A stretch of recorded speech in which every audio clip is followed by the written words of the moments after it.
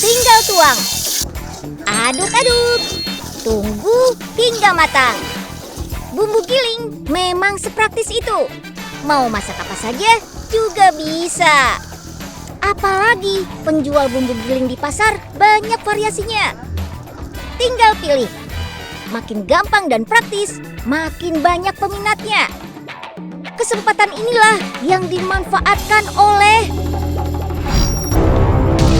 oknum penjual bumbu abal-abal.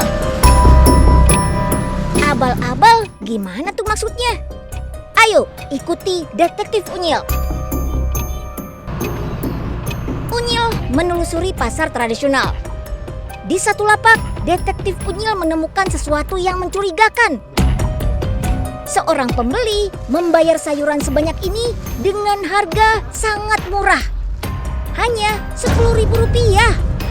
Gak cuma itu, tomat busuk yang sudah dibuang ke tempat sampah juga diambil.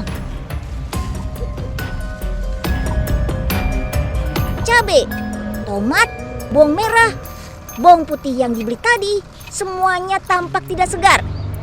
Bahkan sudah busuk.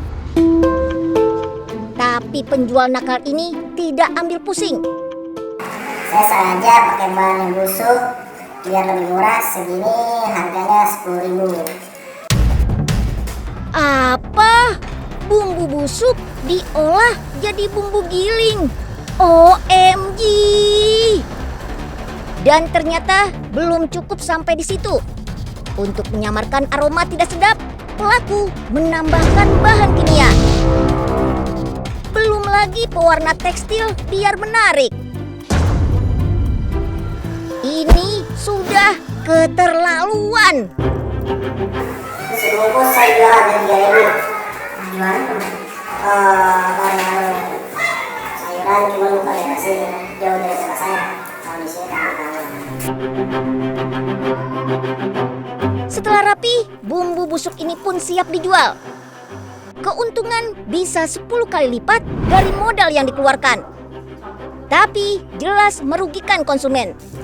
Bumbu giling abal-abal dititipkan ke warung sayur untuk dijual.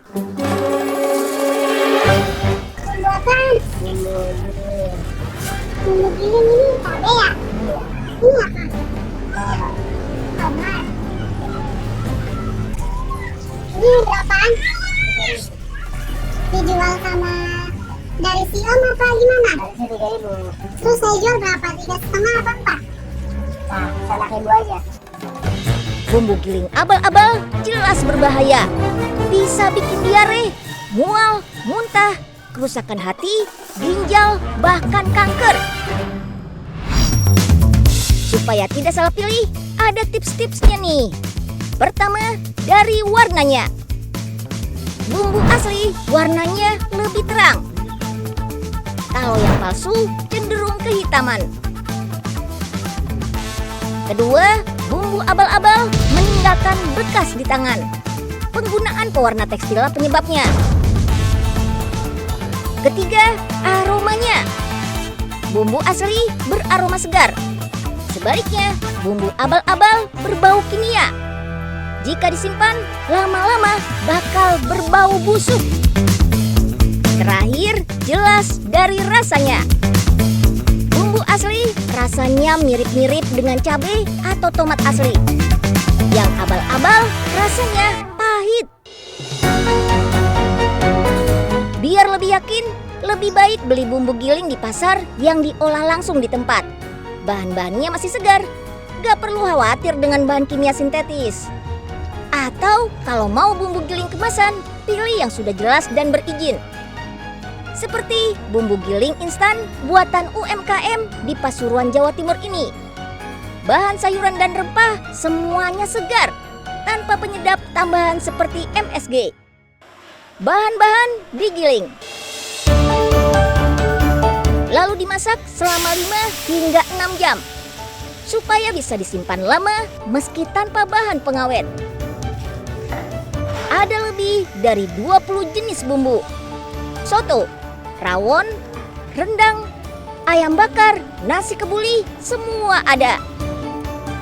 Kemasannya higienis, bisa disimpan seminggu di suhu ruang dan 1 tahun di freezer. Praktis, alami, dan enak.